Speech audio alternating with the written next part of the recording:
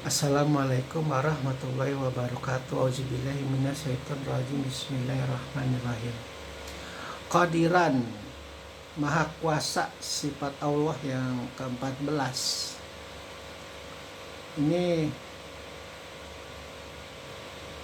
mulai agak ambigu dengan sifat Allah yang kodrat, berkuasa, dan dia juga Qadiran, Maha Kuasa. Namun memiliki indikasi pemisah yang tegas. Kalau kodrat itu dia lebih kepada inti. Contohnya ketika manusia itu sudah menjadi kodratnya, dia bisa mendengar, bisa melihat, bisa membaca, bisa menulis. Melalui proses pertumbuhannya, pembelajarannya pun Allah begitu. Dengan sifat wujudnya yang ada, dia otomatis memiliki sifat berkuasa. Dalam entitas itu sudah ada kepastian dia satu-satunya yang berkuasa atas segala sesuatu. Dibagi dalam 3 tahap. Dalam hal ini ya, berkuasa ketika sebelum ada penciptaan, berkuasa ketika sudah ada penciptaan, dan berkuasa setelah penciptaan. Lalu karena ini bertingkat, lalu sifat kuasanya ini juga menjadi Qadiran, Maha Kuasa, menguasai atas segala 3 itu.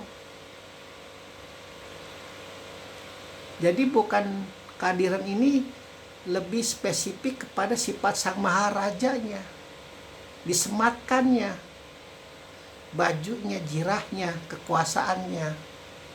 Kalau kodrat itu udah otomatis ada di dalam sifat diri Allah, lalu ketika dia menciptakan sesuatu itu, yang segala sesuatu itu menyerahkan kekuasaannya kepada yang menciptakannya, kepada manusia. Contohnya ketika seorang raja dinobatkan menjadi raja, maka dia ada bawahan, dan bawahannya itu bermusyawarah, bermufakat untuk menyerahkan baju kekuasaannya kepada sang raja, begitu. Jadi ketika Allah menciptakan segala sesuatu, dan otomatis yang sesuatu itu menyerahkan kembali kekuasaannya kepada dia. Sifatnya timbal balik, Qadiran, Maha Kuasa, Maha menguasai segala sesuatu, yang hidup, yang mati. Bahkan di dalam Al-Quran dikatakan bahwa tanah-tanahmu itu bukan tanahmu, anak-anakmu itu bukan anak-anakmu. Ketika engkau mendapat warisan, ketika engkau mendapat sesuatu, bukan ayahmu yang memberimu itu, bukan kakekmu, bukan nenekmu, tapi itu milik aku. Allah berkehendak, berkuasanya dia, karena dia menciptakan. Dan kita sebagai manusia yang mengetahui hal itu, maka kita menyerahkannya kepada Allah. Segala matiku, segala hidupku, segala sesuatunya kuserahkan kepadamu. Menjadi Qadiran, dia yang menguasai jiwa, dia yang menguasai ruh, dia yang menguasai fisik, dia yang menguasai materi. Tingkatannya lebih ke atas lagi, Qadiran, sifat Allah yang ke-14. Kita akan menemui sifat-sifat Allah yang memiliki kata sifat, kata kerja yang sama. Kayak sini kan sifatnya sama. Kodrat itu kuasa, Qadiran itu kuasa juga. Namun yang satu adalah berkuasa, yang satu maha menguasai. Begitu. Bukan berarti ulama-ulama, wali-wali zaman dulu asal nulis aja tanpa ada perbedaan yang begitu berarti. Bukan. Mereka juga menelaah dengan suluknya, dengan ilmu hayatnya, dengan ilmu kalamnya. Jadi kodrat dan Qadiran itu memang sama-sama memiliki kata persamaannya kuasa. Namun yang kodrat itu berkuasa, yang Qadiran itu maha menguasai. Karena sifat Allah itu maha menguasai, di dalam Al-Quran dikatakan bahwa segala sesuatu itu berjalan menuju ke arahnya, bukan sebaliknya. Namun Allah juga memastikan bahwa menuju kepadanya itu dia begitu mudahkan. Dan Allah juga memastikan bahwa berjalan menuju ketidak kepada dirinya itu juga dia lebih mudahkan 2 kali. Disitulah tugasnya Lanatullah yang merasa dirinya sebagai penjaganya Allah. Sampai detik ini merasa seperti itu. Dia merasa sebagai benteng pertahanan bagi manusia-manusia yang tidak layak untuk menuju kepada Allah. Ini ilmu suluk yang sangat dalam, bukan berarti mengamini sifat Lanatullah yang sangat terkutuk itu, merasa dirinya keblinger, bukan. Otomatis memang sifatnya itu, kedengkiannya itu yang sangat nyata. Lanatullah itu tidak menghendaki satupun anak cucu Adam untuk menuju kepada Allah, untuk menuju kepada Allah, untuk menuju kepada surga Allah.